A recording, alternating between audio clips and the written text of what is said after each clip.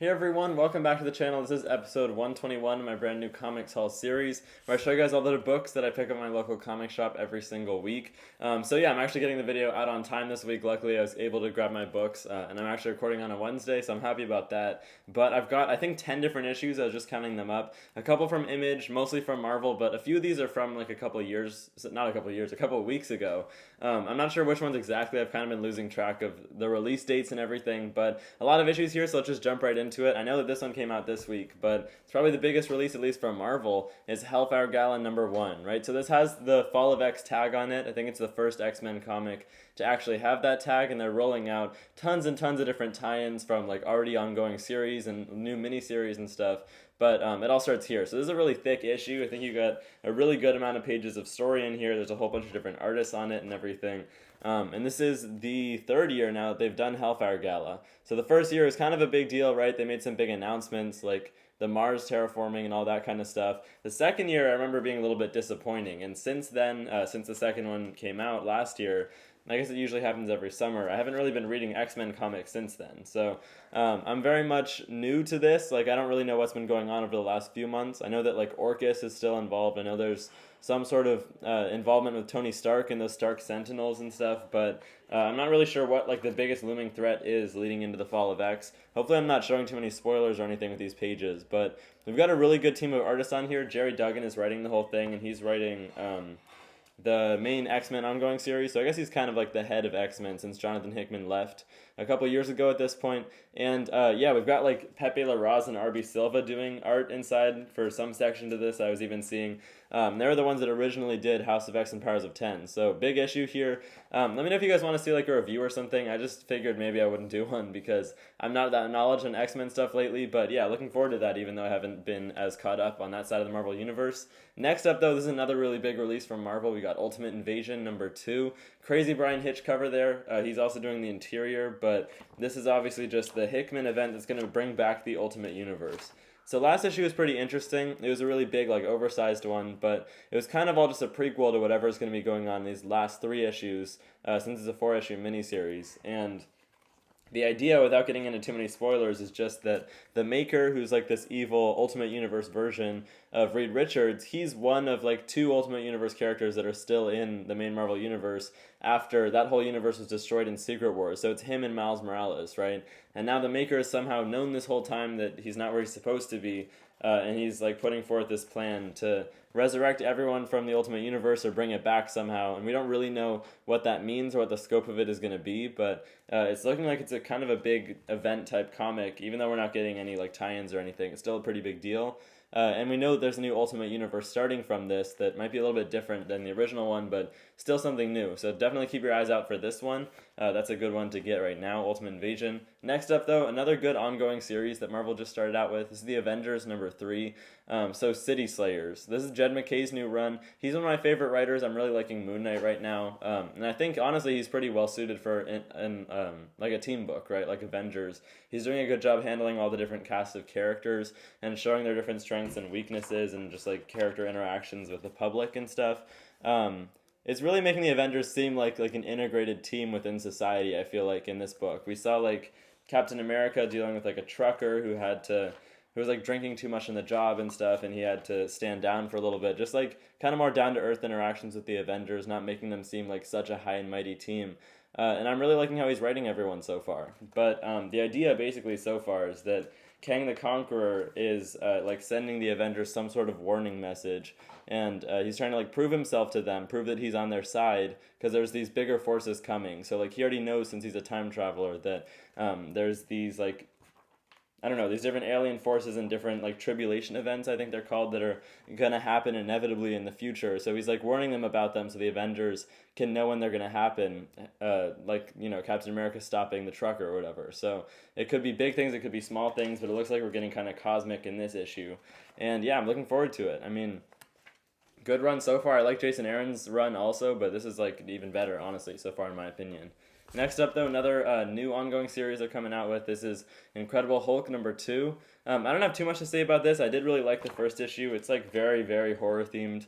I'd say more so even than Immortal Hulk, right? This is just a straight on horror comic We've got Hulk dealing with all of the Marvel monsters and some sort of new mother of monsters who's got something against him. It's Philip Kennedy Johnson writing. He's pretty well suited for horror stuff, and Nick Klein with like a way more gritty art style on this one. I'm really liking it so far. I've got high hopes, and it seems pretty interesting, right? We're getting more body horror like we got in Immortal Hulk also. It just seems like what we need after Donny Cates' run, just a little bit more of a step back into what we were getting before this one came out, right?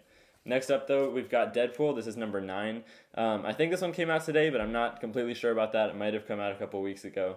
But this series has also been pretty good so far. I think not much has been happening.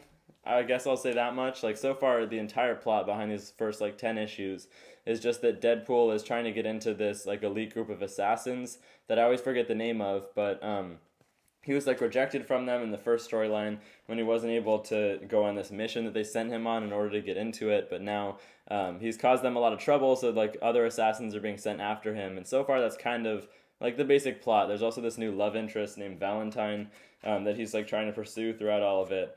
And there's a decent amount of stuff going on, but I feel like maybe they need to move on to some other things in this run or some more ideas, maybe introduce some better characters and stuff. So we'll see. I've liked it so far. It's definitely well written. I like how Alyssa Wong writes Deadpool. It's definitely funny, but just not much going on at this point in the series, I'd say.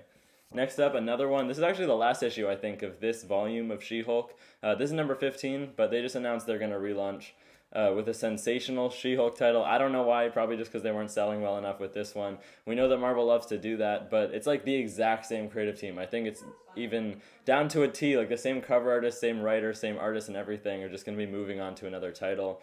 This is another one I'm kind of falling off on, in my opinion. The artwork and the writing is still good enough, it just kind of feels like they're doing the same thing over and over again.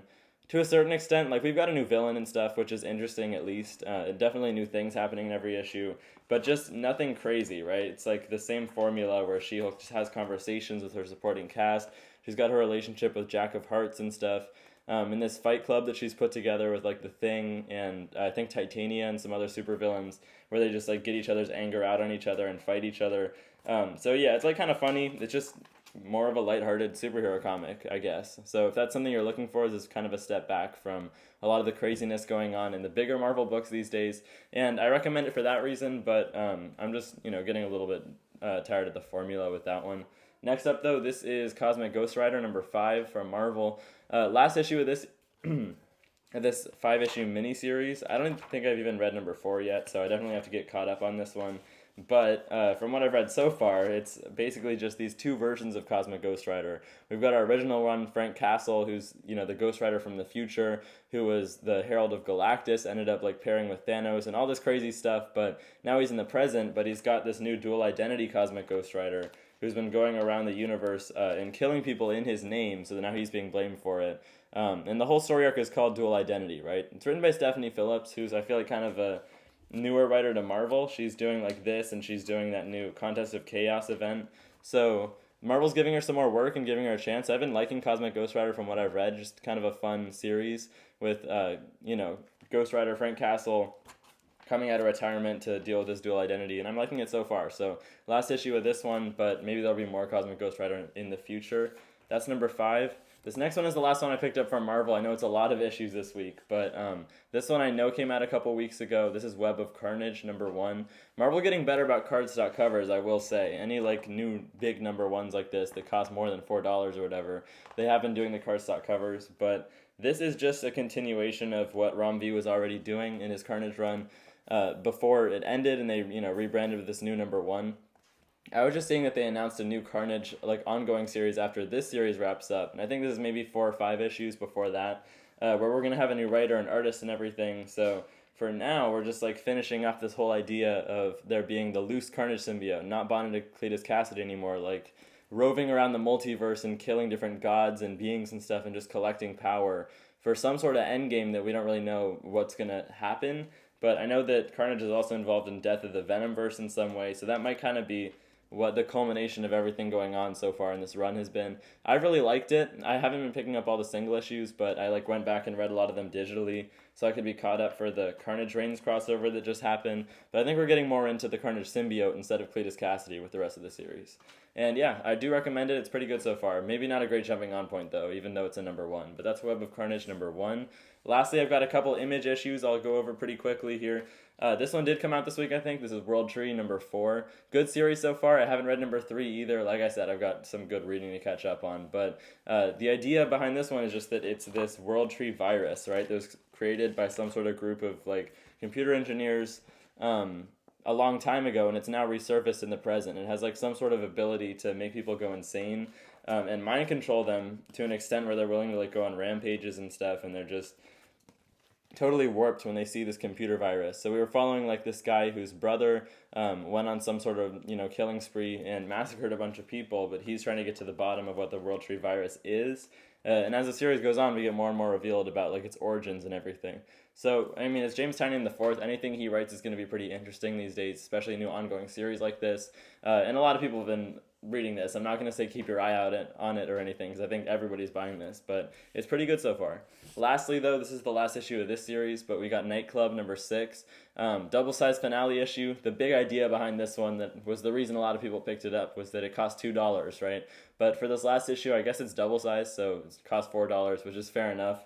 Double the price for double the size. But this one has also been like actually pretty decent for its price point. You'd expect it to be kind of a low quality comic or something, but it's still the creators putting in good effort. It's this gang of vampire teenagers, right, is basically the idea, who want to be a super team.